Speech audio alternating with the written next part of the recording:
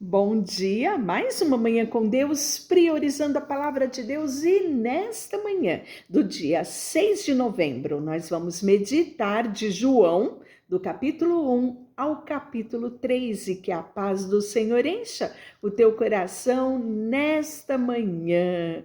Estamos hoje, iniciando o quarto evangelho. Já falamos de Mateus, Marcos, Lucas e agora João, Os quatro evangelhos aí, eles vão nos mostrar quem é Jesus, os passos de Jesus, os milagres de Jesus, o estilo de vida de Jesus, O autor e consumador da nossa fé, é o nosso mestre, o nosso salvador. Então João, ele vai escrever este evangelho, porque ele vai ter também as cartas de João lá perto de Apocalipse, nós vamos chegar lá ainda, mas o evangelho, João vai escrever realmente no final da sua vida, Ele era intitulado, aqui no próprio livro de João, no capítulo 21, versículo 20, ele vai ser intitulado como discípulo amado, Ele tinha uma conexão com Jesus, sempre Pedro, Tiago e João, eram os discípulos ali querido, amado, próximo, íntimos, que estavam sempre com Jesus, E nós vamos ver que tanto João quanto Pedro, eles eram retratados como homens iletrados, que não tinham muita cultura, eram pescadores, Conheciam sim de mar, mas não eram considerados homens iletrados. E nós vamos ver que esses dois discípulos, quantas coisas eles vão nos ensinar na simplicidade de pescador que eles eram. E o pano de fundo aqui, do propósito do livro de João é apresentar Jesus, Jesus como o verbo de Deus, o Logos, a palavra, e ele tem uma característica para iniciar o seu livro totalmente diferente dos demais, Ele começa falando dessa encarnação do verbo, ele começa dizendo, no princípio era o verbo estava com Deus e o verbo era Deus. Ele estava no princípio com Deus. Todas as coisas foram feitas por intermédio dele, sem ele, nada do que foi feito se fez. A vida estava nele e a vida era a luz dos homens. A luz resplandece nas trevas e as trevas não prevaleceram contra ela. Houve um homem enviado por Deus cujo nome era João.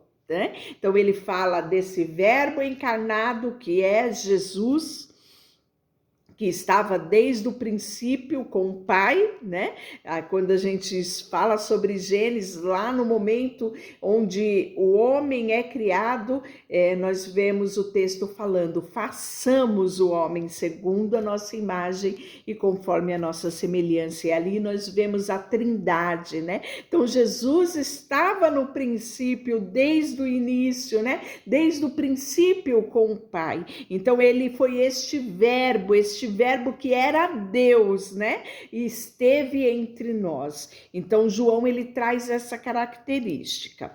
E aí ele começa falando de João. Este veio como testemunha para que testificasse a respeito da luz, a fim que de todos vierem a crer por intermédio dele. Ele não era luz, mas veio para testificar da luz, a saber, a verdadeira luz vinda ao mundo que ilumina todo o homem. O verbo estava no mundo.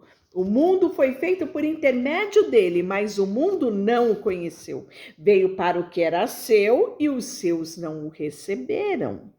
Mas a todos quanto recebeu, deu-lhes o poder de serem feitos filhos de Deus, a saber, aos que creram no seu nome, os quais não nasceram do sangue, nem da vontade da carne, nem da vontade do homem, mas de Deus. E o verbo se fez carne, habitou entre nós, cheio de graça e de verdade, e vimos a sua glória como a glória do unigênito do Pai. E aí ele vai falar do testemunho de João, João testemunha a respeito dele, de quem? De Jesus. Este é o que de quem eu disse, O que vem depois de mim tem, contudo, primazia, porquanto já existia antes de mim. Que poderoso é esse primeiro capítulo, né? Então, nós vemos aqui uma característica do livro de João, que João quer dizer, Yahvé é misericordioso. Então, nós vamos ver que o livro de João, ele já começa, né, com esse cunho muito mais profundo e espiritual do que os demais livros. Enquanto os demais livros vão retratar fatos, João já entra na profundidade do propósito de Deus estabelecido em Jesus. E aí nós vamos ver que João Batista vai repetir o seu testemunho, tem o testemunho, depois a repetição, a partir do versículo 19, e aí ele fala, né, quando perguntavam para ele se ele era o Cristo, ele dizia, respondeu João, eu batizo com água, mas o que no meio de vós está quem vós não conheceis, o qual vem após mim, do qual não sou digno de desatar a correia das sandálias. Essas coisas se passaram em Betânia, do outro lado do Jordão, onde João estava batizando. E João Batista vai repetir esse discurso, né, até o momento do batismo de Jesus, onde se torna público aquilo que João vinha falando, né? E aí João disse, vi o Espírito descer do céu como uma pomba e repousar sobre ele. Eu não o conhecia. Aquele, porém, a quem me enviou a batizar com água, me disse, aquele sobre quem vires descer e pousar o Espírito, este é o que batiza com Espírito Santo. Pois eu de fato vi e tenho testificado que ele é o Filho de Deus. Olha que coisa extraordinária, né? Que João vive. E aí nós vamos ver que logo aqui no versículo 1, nós vamos ter um episódio de Felipe e Natanael, que é relatado somente aqui no livro de João. No dia imediato, resolveu Jesus partir para a Galileia e encontrou Felipe, a quem disse, segue-me. Ora, Filipe era de Betsaida, cidade de André e de Pedro. Filipe encontrou Natanael e disse, achamos aquele a quem Moisés escreveu a lei e quem se referia aos profetas, Jesus o Nazareno, filho de José. Perguntou-lhe Natanael, de Nazaré pode sair alguma coisa boa? Respondeu-lhe Filipe, vem e vê. Né? E Jesus viu Natanael aproximar-se e disse ao seu respeito, em verdade, és um verdadeiro israelita, em quem não há dolo. Perguntou-lhe Natanael, da onde me conhece? Respondeu Jesus, antes de Filipe te chamar, eu te vi, quando estava debaixo da figueira. Então exclamou Natanael, mestre, tu és o Filho de Deus, tu és o Rei de Israel. Ao que Jesus lhe respondeu, porque te disse que te vi debaixo da figueira, crês? Pois maiores coisas do que esta verás. E acrescentou, em verdade vos digo, que vereis os céus abertos e os anjos de Deus subindo e descendo sobre o Filho do Homem, né? É lindo esse episódio, esse momento de Filipe, Natanael e Jesus. E aí nós vamos ver a bodas de Caná da Galileia, que foi o primeiro milagre de Jesus, que foi transformar a água em vinho. Está relatado aqui no início do capítulo 2. Jesus vai purificar o templo, isso também nós já vimos nos demais evangelhos, né? Muitos vão crer em Jesus e no capítulo 3 nós vamos ter algo inédito. Nicodemos, havia entre os fariseus um homem chamado Nicodemos e ele era principais dos judeus. Este de noite, na calada da noite, foi ter com Jesus e lhe disse, Rabi, sabemos que é mestre, vindo da parte de Deus, porque ninguém pode fazer estes sinais que tu fazes, se Deus não estiver com ele. A isto respondeu Jesus, em verdade te digo, que se alguém não nascer de novo, não pode ver o reino de Deus. Perguntou-lhe Nicodemos, como um homem nascer sendo velho? Porque, porventura, voltar ao ventre materno e nascer por uma segunda vez? Jesus, que é isso que você está me dizendo?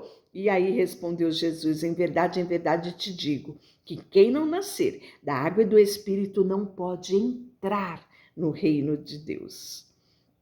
E o que é nascido da carne é carne, o que é nascido do Espírito é Espírito. Não te admires de que eu te digo, importa-vos nascer de novo. O vento sopra para onde quer, ouve a sua voz, mas não sabe de onde vem nem para onde vai.